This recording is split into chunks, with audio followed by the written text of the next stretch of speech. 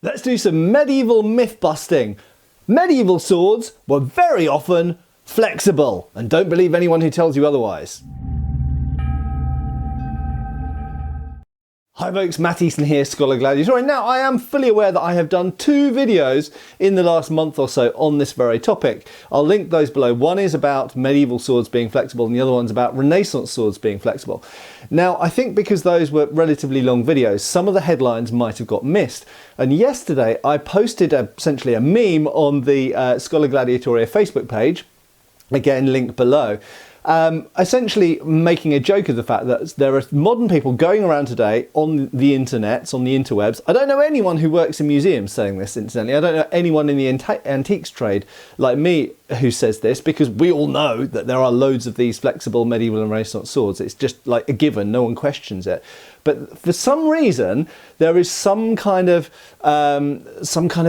arcane wisdom that's been passed around on the internet. So, medieval swords, they weren't flexible, you know, not like these modern replicas. It's not true, it's a complete lie. Okay, so I'm going to qualify this and I'm going to try and not beat around the bush too much. But very quickly before I go on, I want to thank our amazing sponsors for this video, who are Sterling Pacific. Whether it's armour or whether it's antique swords like those behind me, I value quality, and that's why I'm incredibly happy and honoured to be sponsored for this video by the luxury luggage brand Sterling Pacific.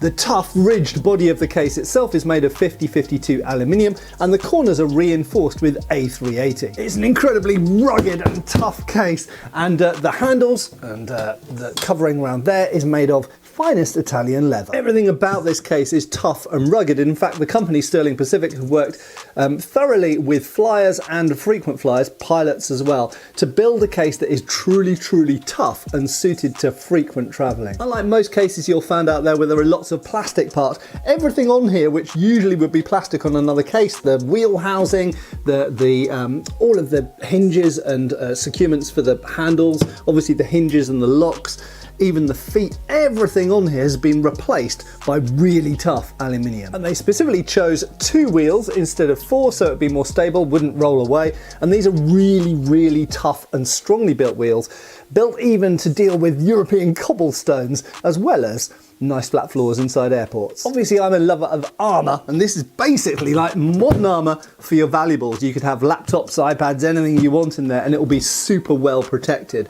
I've been so impressed by the sturdiness and almost like tank-like construction of all of the fixtures and fittings, and especially those locks and the handles. Super tough. Also, the visceral smell of that leather handle is absolutely incredible, and the solid sound when you undo those locks, oh my gosh, and it is so luxury inside. You even have a little toiletry bag thing there, and these straps, even those are metal as well. No plastic to be seen, and these hinges here are also incredibly tough and durable. So Sterling Pacific's cases have been designed from the bottom up to be absolutely top end, and they're not cheap, it has to be said. But through this promotion in this channel, you can get $300 off the recommended retail price using the code, or simply by clicking that link below. So thanks for sticking with me. Now back to the main topic of this video. So essentially, some people have gone around online, some people have made videos about this. I'm not going to name names or point at specific people, it doesn't really matter,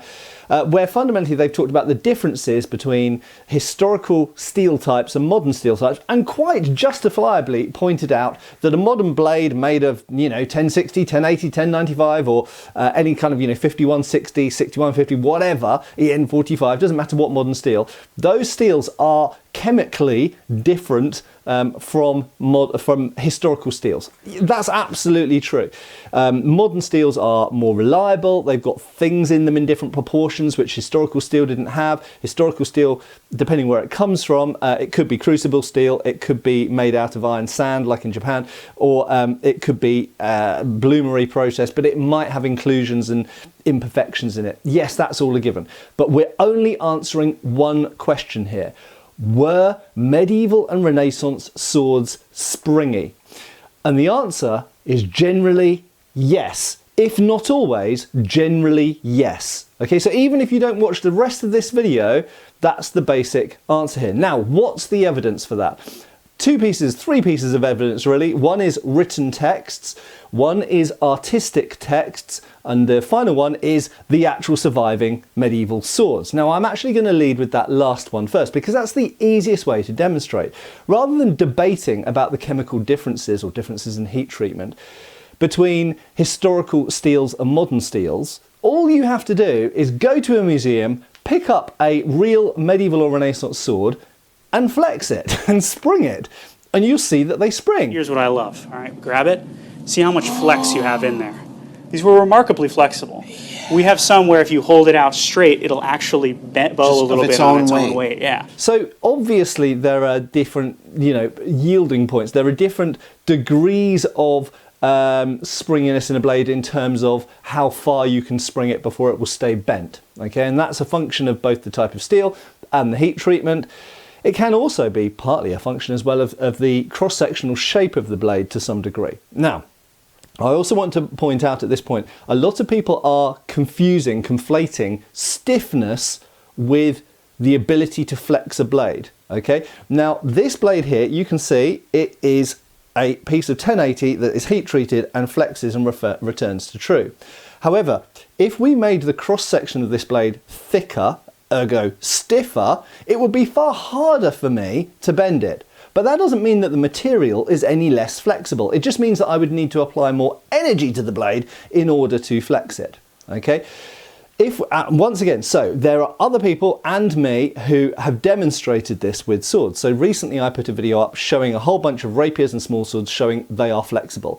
And some of you might go, oh, well, those are later period swords. We know they were flexible. I just want to point out, yeah, okay, even if that's the case and you're saying that, the fact is that stiffness doesn't always equate to how flexible the material is. If a blade is of a thicker cross-section or a certain style of cross-section like triangular, then it might be more difficult to flex it, but that doesn't mean the material is any less flexible in itself. It just means the cross-section is making it harder for you to flex it. But it doesn't mean it's not a flexible blade. It will still spring like a leaf spring and come back to true. Now, medieval swords. Some of you might say, but medieval swords weren't made of such good quality steel as rapiers.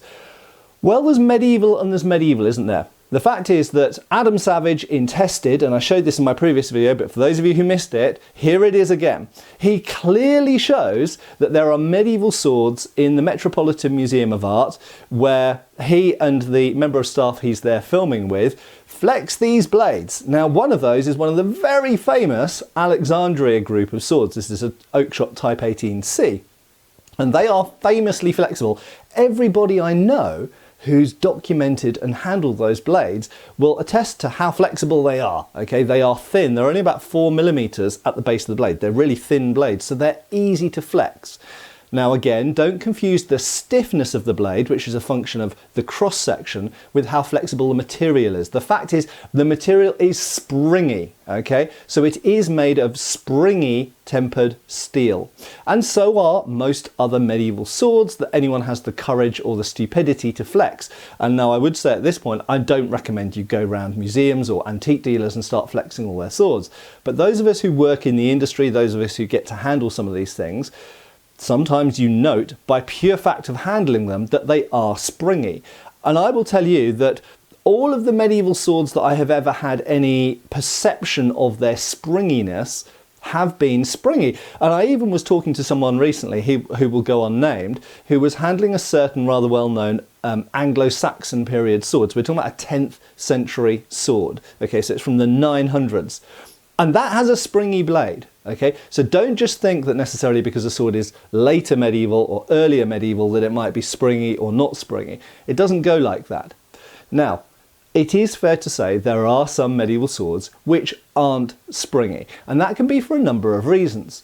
One of those reasons might be that they've only been edge quenched, not through quenched, so they haven't been through their heat treatment, they haven't been turned into a spring. They've got hard edges, but they've got a soft core. And this seems to be the way that quite a few pattern welded swords would have ended up being, because certain constituent parts of the centre of the blade aren't necessarily even steel. Some of it might be iron, and iron doesn't quench, harden and turn into a spring in the way that carbon steel does. So There are certainly some constructions of blade or some styles of heat treatment which lead to a blade not being through tempered, essentially, and not being a spring. And indeed, I've got various Asian swords behind me. Famously, Japanese swords are, although they are fully submerged when they're quenched, they're covered in clay on the back, so only the edge gets really, really hard. And they're done in water as well. They're not turned into a spring in the same way that most European swords were. Equally, Indian swords are often only edge quenched. Nepalese kukris are often only edge quenched. So there's a whole bunch of swords from around the world, including Europe, that are sometimes only edge quenched, and they can't ever be a spring because they have a soft core. So indeed, there are some swords which are intentionally not turned into springs. However, as I say, we have Anglo-Saxon, we've got sort of high medieval, all the way through to late medieval, and of course Renaissance swords that are springs, and you can pick them up and you can spring them and they return to true. And their stiffness, remember, is a function of their cross-section. But there are also those that they may have intended to make into a spring, and it didn't work. Now, why might that happen? It could be that their heat treatment was deficient, it could be their material was deficient, but for whatever reason, you might have a maker who was, generally speaking, turning out spring blades, and now we've got one in a museum, and you can see it's bent, and maybe through the restoration process, it gets straightened, and the curator notes, oh, well, this sword is not springy, it's actually quite bendy. And this gets mentioned in the sources. We find in the sources there are sometimes swords that break that are mentioned, there are sometimes swords that bend and are then straightened easily by hand, and therefore they're not very springy, that are mentioned in written sources. And this isn't necessarily always intentional. It might be because they were only edge quenched when they were hardened, or it could simply be that the material or the heat treatment was deficient. Final thing I want to say is, as shown in that original meme I posted, we can absolutely see blades being bent in art, and it's mentioned in written sources as well. And we have Federschwert, the fencing swords from the 15th and 16th centuries that were used for longsword fencing. And these are springy. They are absolutely springy. You can pick them up and spring them, okay? You can pick up the Alexandria sword like Adam Savage did there and spring it. You can pick up rapiers and spring them. They are all springy. So it's in the art, it's in the original ones. And you know what? This is the thing that people often forget about when they're saying, oh, medieval sword steel wasn't anything like the spring steels we use now. They can't have been making springy blades.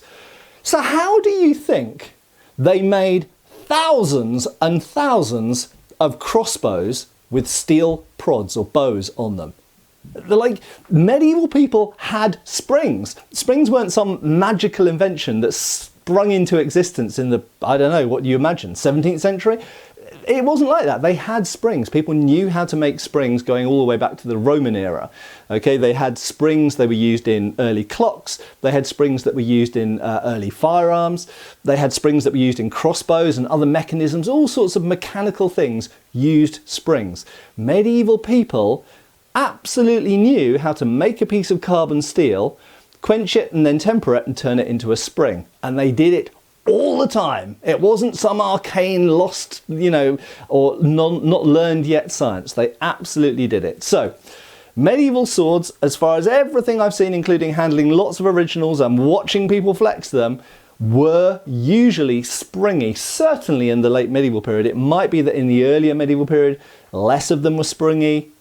That has yet to be seen. More analysis needs to be done. I'm not claiming to know everything, but I can categorically state for you that by the 14th, 15th century, pretty much most medieval swords were intended to be springy, unless for some accident the steel wasn't good enough, or the heat treatment wasn't good enough, or maybe occasionally they edge quenched something. But generally speaking, these swords were intended to be springy, and they remain springy, and you can go to a museum today and spring them.